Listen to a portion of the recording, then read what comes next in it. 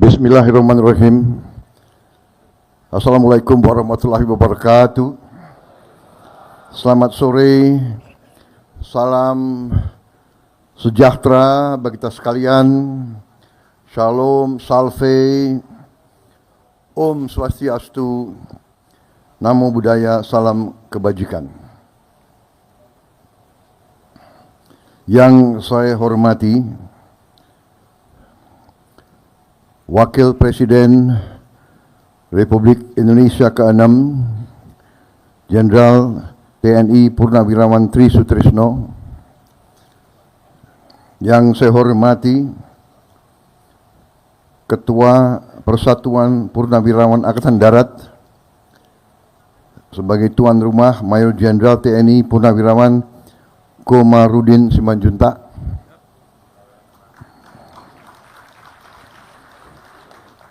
Wakil Ketua MPR RI Saudara Edi Baskoro Yudhoyono, Wakil Ketua BPK RI Letnan Jenderal TNI Purnawirawan Budi Priyono, yang saya hormati Sri Sultan Hamengkubuwono ke-10 Gubernur Daerah Istimewa Yogyakarta sebagai keluarga besar TNI,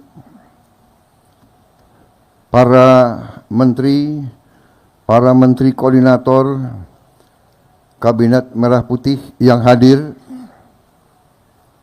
Menko Infrastruktur dan Pembangunan Kewilayahan Saudara Agus Harimurti Yudhoyono,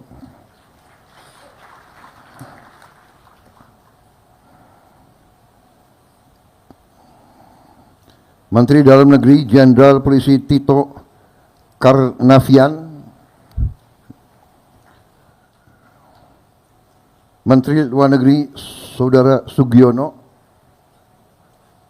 Ini Mas Agus Harimurti Yudhoyono dan Saudara Sugiono ini purnawirawan remaja.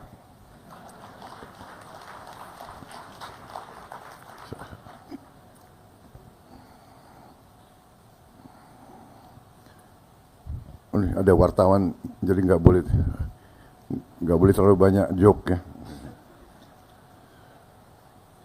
Menteri Pertahanan Letnan Jenderal TNI Purnawirawan Safri Samsudin, Menteri Agama Kiai Haji Profesor Nazaruddin Umar, Menteri Transmigrasi Saudara Iftitah Sulaiman, Menteri Perencanaan Pembangunan Nasional Saudara Rahmat Pambudi, Ketua Dewan Ekonomi Nasional Jenderal TNI Purnawirawan Luhut Binsar Panjaitan, Menteri Sekretaris Negara Saudara Prasetyo Hadi, Sekretaris Kabinet RI Letnan Kolonel Infanteri Teddy Indra Wijaya, belum purnawirawan, Kepala Badan Intelijen Negara Letnan Jenderal TNI Purnawirawan M. Herindra, Panglima TNI Jenderal TNI Agus Subianto, beserta para Kepala Staf Angkatan Darat, Laut, dan Udara, Kapolri Jenderal Polisi Listio Sigit Prabowo, Penasehat Khusus Presiden Bidang Politik dan Keamanan Jenderal TNI Purnawirawan Wiranto, Penasehat Khusus Presiden Bidang Pertahanan Nasional Jenderal TNI Purnawirawan Dudung Abdurrahman, Kepala Staf Presiden RI Letnan Jenderal TNI Purnawirawan AM Putranto, dan para purnawirawan bintang 4 yang hadir, Jenderal TNI Purnawirawan Hendro Priyono, Jenderal TNI Purnawirawan Agung Gumilar, Jenderal TNI Agustadi Sasongko Purnomo, Jenderal TNI Endiartono Sutarto, Jenderal TNI Muldoko, Jenderal TNI Purnawirawan Budiman, Jenderal TNI Purnawirawan Mulyono, Jenderal TNI Purnawirawan Andika Perkasa,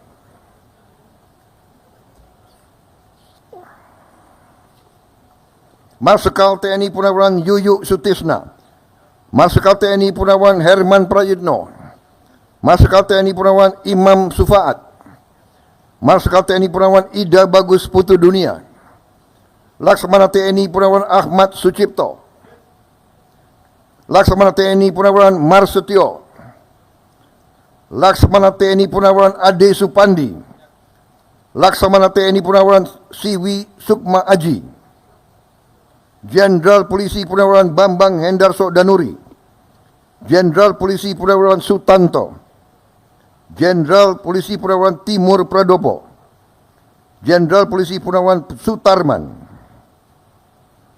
Wakil Menteri Koordinator Bidang Politik dan Keamanan Letnan Jenderal TNI Purnawirawan Ludwig Friedrich Paulus, Wakil Menteri Kelautan dan Perikanan Laksamana Madya TNI Purnawirawan Didit Herdiawan Asyaf, Wakil Menteri Agraria dan Tata Ruang Mayor TNI Purnawirawan Osi Dermawan.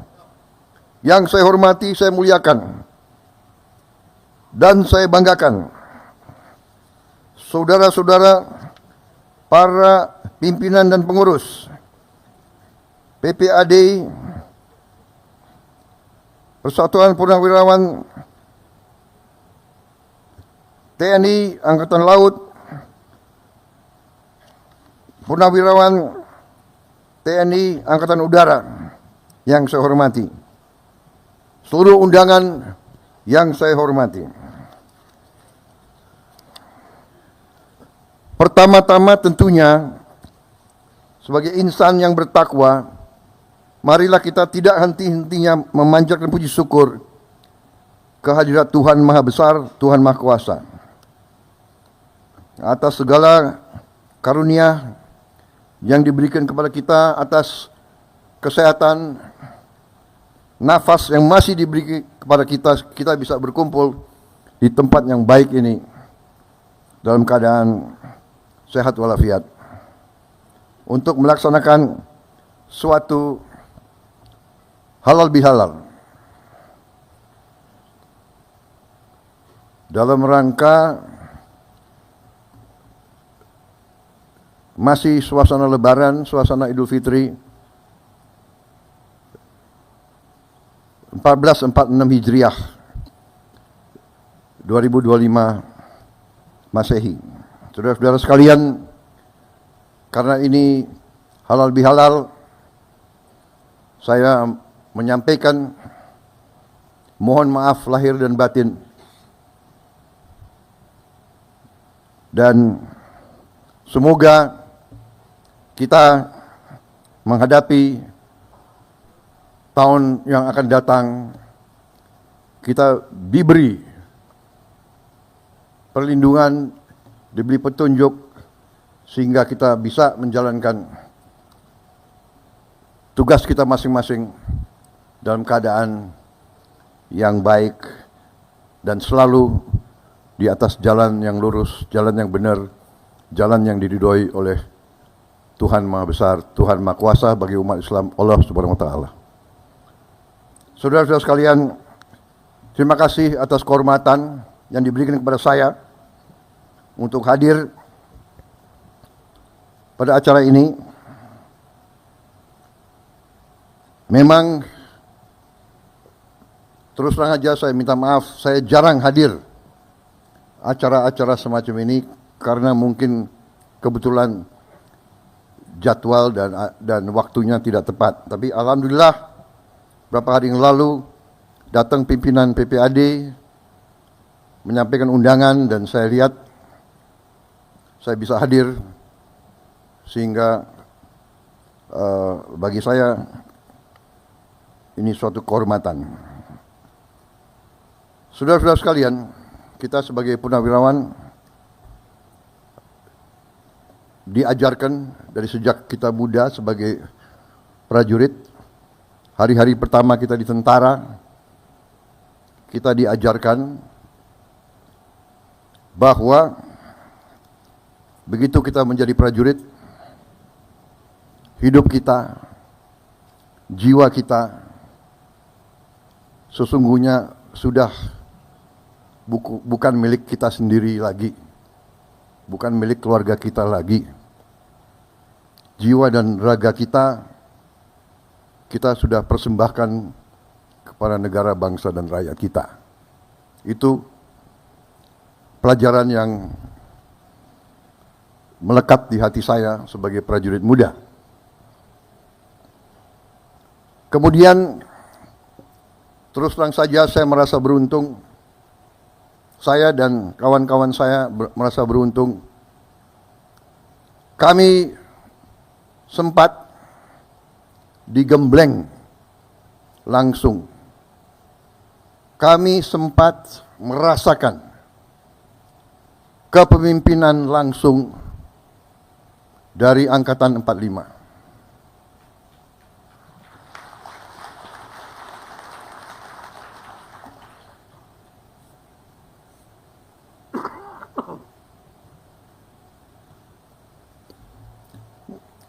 Angkatan 45 bukan saja dari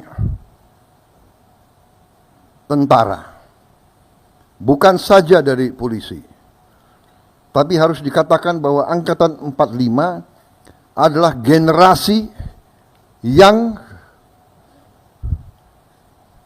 memimpin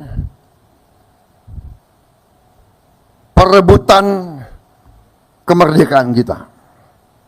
Mereka yang di kelompok bersenjata dan mereka yang tidak bersenjata tapi sama-sama berjuang. Angkatan ini memiliki ciri khas yang ciri yang sangat khas. Saya kira mereka-mereka yang merasakan hubungan langsung dengan Angkatan 45 akan membenarkan pendapat saya. Banyak yang merasakan langsung, saya kira Pak Tri, Sri Sultan, ayahanda dari Sri Sultan, seorang pejuang, seorang jenderal TNI menghadapi Belanda di Yogyakarta. Banyak di antara kita pasti pernah mengalami itu. Tapi yang saya rasakan adalah yang pertama, patriotisme yang berkobar-kobar. Cinta tanah air yang luar biasa. Dan kepercayaan diri. Percaya diri. Karena mereka merupakan bagian dari suatu generasi yang berhadapan dengan negara-negara adik kuasa. Waktu itu Jepang adalah adik kuasa. Inggris adik kuasa. Belanda pada zamannya adalah adik kuasa. The Dutch Empire. Sebelum British Empire, the Dutch Empire sangat-sangat kuat. Generasi 45 adalah generasi yang merasa bahwa penerus dari perjuangan ratusan tahun dari semua suku, semua daerah yang menyatakan bahwa bangsa Indonesia tidak mau dijajah. Bangsa Indonesia tidak mau jadi bangsa kuli. Bangsa Indonesia tidak mau jadi bangsa pesuruh. Bangsa Indonesia tidak mau jadi bangsa yang kerdil, bangsa yang miskin. Angkatan 45 berani mengambil sikap padahal negara belum punya anggaran, belum punya administrasi, belum punya organisasi. Senjata direbut, kadang-kadang mengangkat dirinya pada saat orang tidak berani. Mereka di usia muda berani tampil. Panglima Besar Sudirman menjadi Panglima Besar pada usia 29 tahun. Ignatius Slamet Riyadi menjadi komandan brigade pada usia 22 tahun. Saudara-saudara, mereka muda-muda berani dan banyak yang mati waktu muda-muda. Di keluarga saya, dari sejak kecil selalu dibawa ke makam. Ini makam pamanmu. Gugur di Tangerang pada usia 21 tahun. Ini pamanmu yang lain. Gugur di Tangerang sebagai kadet umur 16 tahun. Jadi bangsa ini berdiri di atas darah, keringat dan air mata anak-anak muda, air matanya ibu-ibu. Saudara-saudara, kita merasakan, kita digembleng oleh mereka. Itu yang tersisa di hati kita, saya yakin. Yang jelas di hati saya. Saya, saudara-saudara,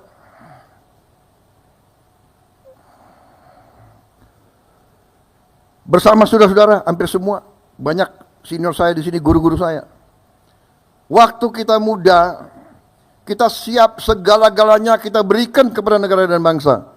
Jiwa dan raga kita tidak punya apa-apa.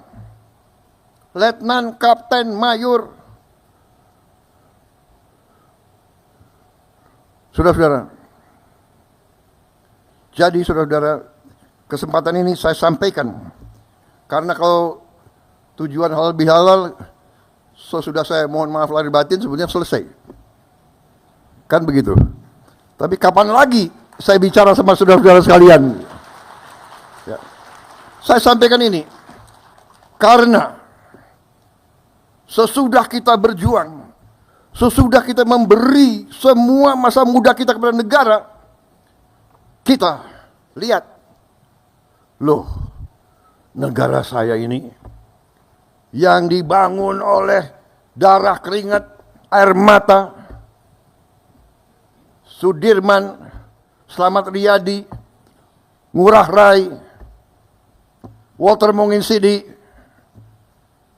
ribuan pemuda, pemudi, kok sekarang begini? Kita bangun dan kita lihat kekayaan bangsa, kok kekayaannya tidak dirasakan oleh rakyat kebanyakan.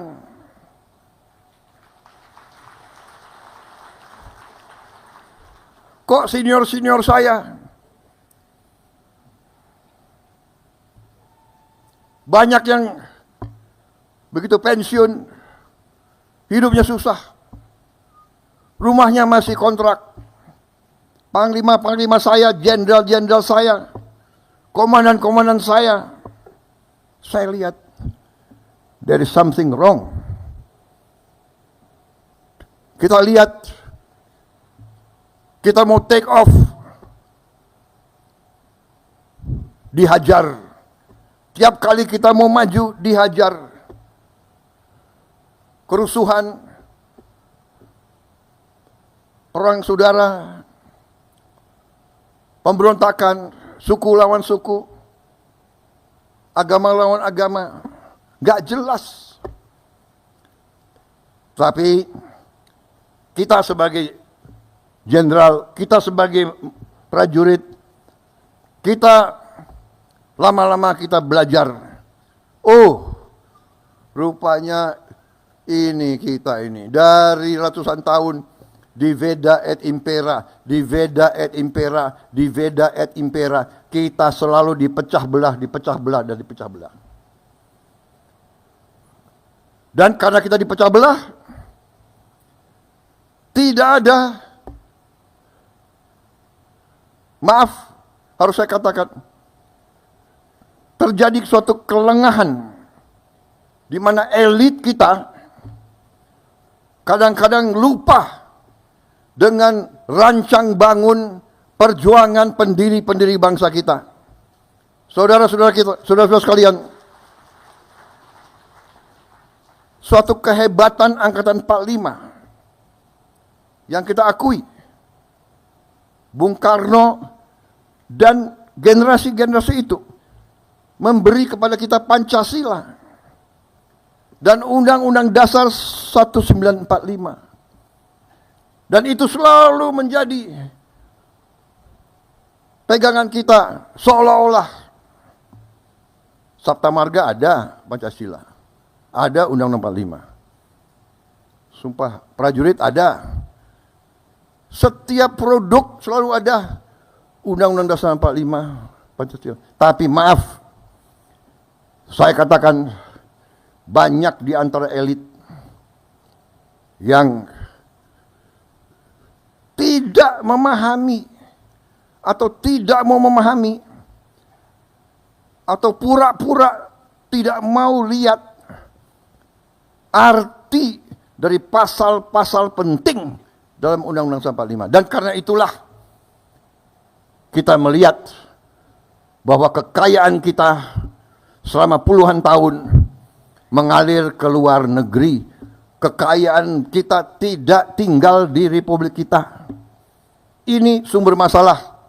Dan karena inilah saya terjun ke medan politik. Saya terjun ke medan politik karena Angkatan 45 mengajarkan kepada saya dan kepada kalian semua bahwa kita harus menyelamatkan bangsa dan rakyat dan tanah air kita. Dan mereka mengajarkan kepada kita semangat tidak mengenal menyerah. Saya tidak rela kekayaan bangsa kita tidak dinikmati oleh rakyat Indonesia. Saya tidak rela. Dan karena itu saya terjun ke politik. Kita TNI selalu dituduh bahwa kita mau jadi diktator. Selalu dituduh. Padahal saya ingatkan ke banyak tokoh-tokoh situ. Coba buka sejarah dunia, ya. Tunjukkan contoh di mana ada sebuah tentara yang mundur dari politik, dari kekuasaan. Kita mundur dengan rela.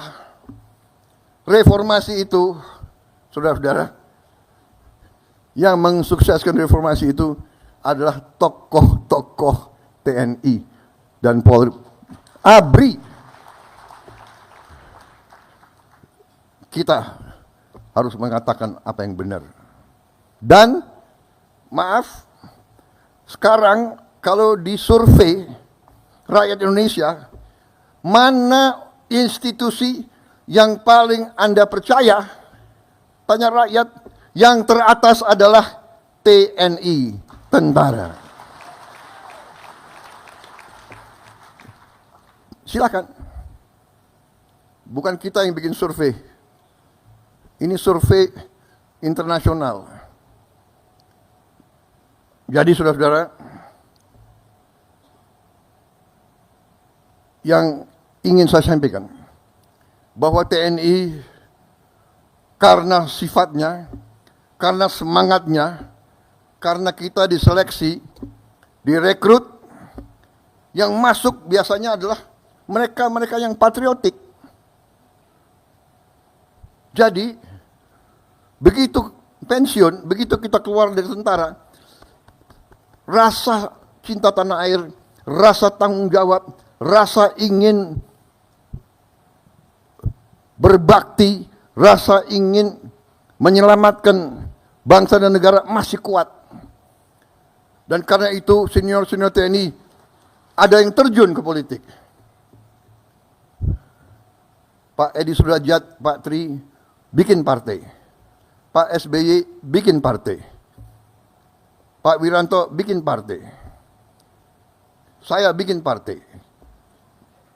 Kita kenapa? Karena kita ingin berbakti. Karena kita pada ujungnya kita mengakui kedaulatan rakyat. Kita tunduk kepada kedaulatan rakyat. Karena itu kita mau berkuasa dengan meminta mandat dari rakyat. Meminta mandat dari rakyat. Kita tidak mau, TNI tidak mau berkuasa dengan senjata.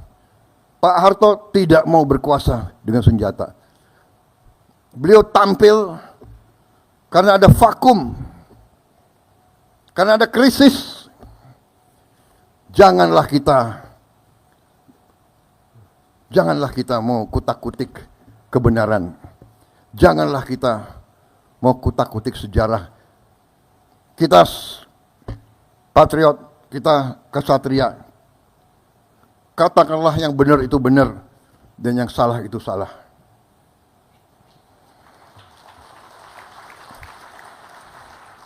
Semua pemimpin berjasa.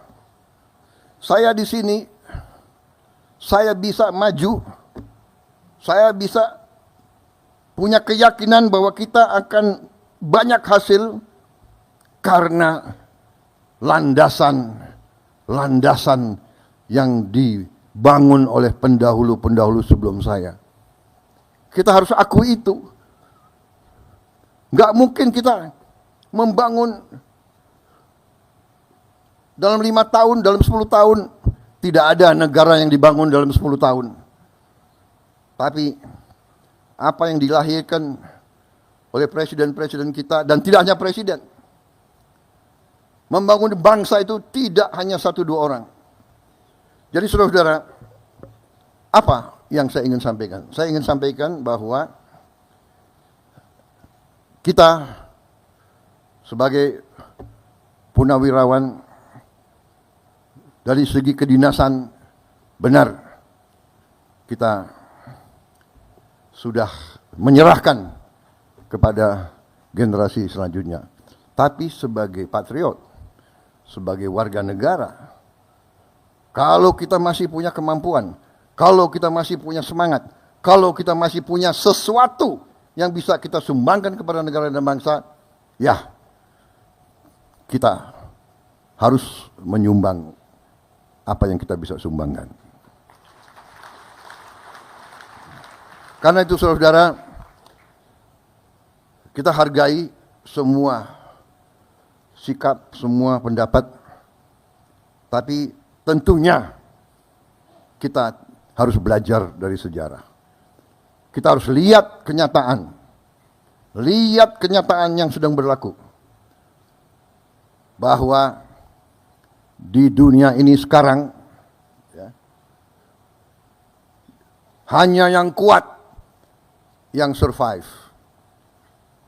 Ini fakta dan kenyataan. Negara-negara yang tidak kuat punah. Kenapa dia punah? Dia tidak mampu bertahan. Kenapa dia tidak mampu bertahan? Karena dia tidak bisa mengamankan sumber-sumber kekayaan dia sendiri. Kalau suatu bangsa tidak bisa menguasai sumber kekayaan sendiri, bangsa itu miskin. Sangat sederhana. Saudara-saudara sekalian. Dan kita harus mengerti, mantan prajurit ini harus mengerti. Perang kita tidak inginkan. Perang dahsyat. Tapi kadang-kadang kita dipaksa untuk perang. Kita dipaksa. Kalau kita tidak berani ambil keputusan untuk perang, tidak kita merdeka. Karena Belanda tidak mau memberi kemerdekaan kepada kita. Sama sekarang. Kita lihat apa yang terjadi di dunia ini. Ya. Yang kuat akan memaksa yang lemah. Karena itu saudara-saudara, saya sampaikan di mana-mana, kita harus sadar bahwa Indonesia selalu akan diganggu dan sedang diganggu. Kita tidak mau ganggu bangsa lain, tapi bangsa lain mengganggu kita. Kenapa? Karena kita kaya. Kita punya nikel terbesar di dunia. Kita punya boksit ke-6 terbesar di dunia. Kelapa sawit kita terbesar di dunia. Jangan kita anggap enteng kelapa sawit. kelapa sawit sekarang sudah menjadi komoditas kritis, strategis.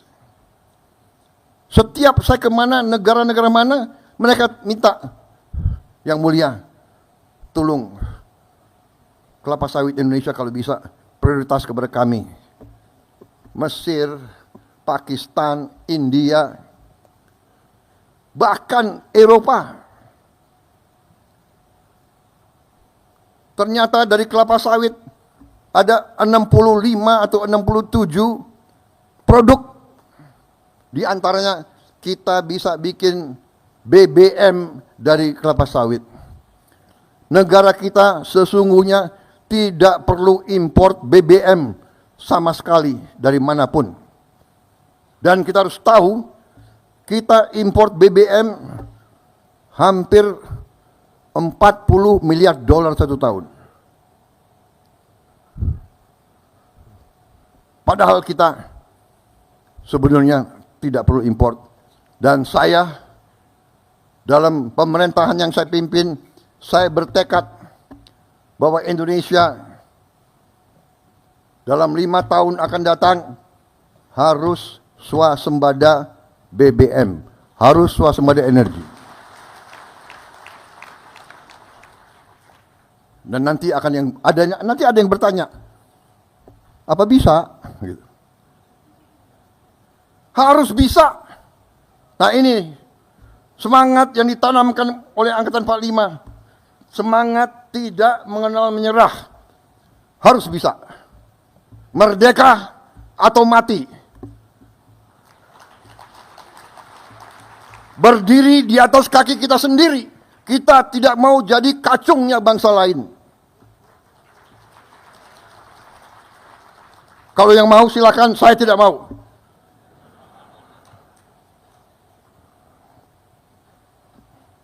Ini salah pembina-pembina saya yang mendidik saya seperti ini. Salah Pak Tri, salah Pak Luhut, Pak Hendro, Pak Agum. Ini abang-abang yang beri contoh, yang menanamkan kepada kita semangat itu. Jadi kalau Prabowo sekarang seperti ini, jangan salahkan Prabowo, salahkan Pak Tri, Pak Hendro, Pak Luhut, Pak Wiranto. Iya kan? Loh ini bapak-bapak didik saya seperti ini, ya apa boleh buat. Saya tidak mau tunduk kepada bangsa manapun. Kekayaan Indonesia harus di tangan bangsa Indonesia. Dan Angkatan 45 telah memberi senjata pamungkas yang luar biasa, yaitu Undang-Undang Dasar 1945. Perlu saya tayangkan pasalnya? Baik, saya kira waktu sudah habis. Ya, sebelum saya diusir, saya tutup dengan satu slide. Saudara-saudara, salah satu program kita nanti adalah saya akan membangun minimal 100 sekolah berasrama. Sekolah berasrama ini biasanya di setiap negara sekolah berasrama itu adalah untuk yang terpinter. Itu tetap kita lakukan. Tapi saya akan bangun minimal 100 tiap tahun sekolah berasrama untuk keluarga yang paling tidak mampu. Karena saya bertekad untuk memutus rantai kemiskinan. Kalau bapaknya pemulung, anaknya tidak boleh jadi pemulung. Kalau bapaknya tukang beca, anaknya tidak perlu harus jadi tukang becak. Kalau bapaknya susah, tidak punya penghasilan yang cukup, anaknya tidak boleh terus. Untuk itu tidak ada jalan lain. Kita harus berani. Siapa berani menang. Berani benar berhasil.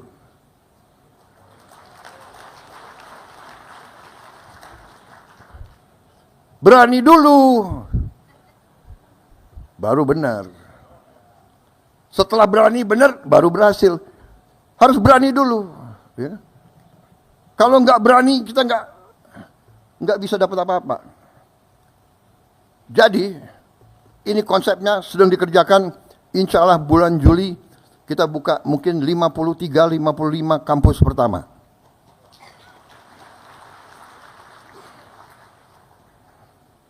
Nah, sekarang sudah mulai seleksi murid. Syaratnya harus dari keluarga yang benar-benar tidak mampu. Dan salah satu teknik mereka, Kementerian Sosial,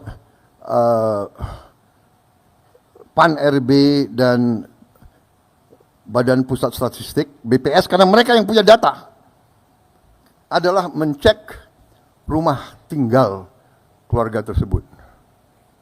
Saya minta ditayangkan, ada berapa calon peserta. Bisa kelihatan? Jadi ini, saudara-saudara, kalau Anda perhatikan, ini profil calon yang akan masuk jadi peserta didik.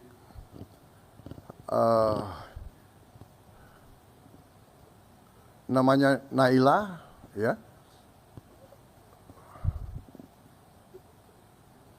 Orang tuanya penghasilannya kurang dari 1 juta, padahal jumlah tabungannya 5 orang. Itu rumahnya. Itu rumahnya di kanan. Yang menarik bagi saya, rumahnya seperti ini, Naila masih bisa senyum.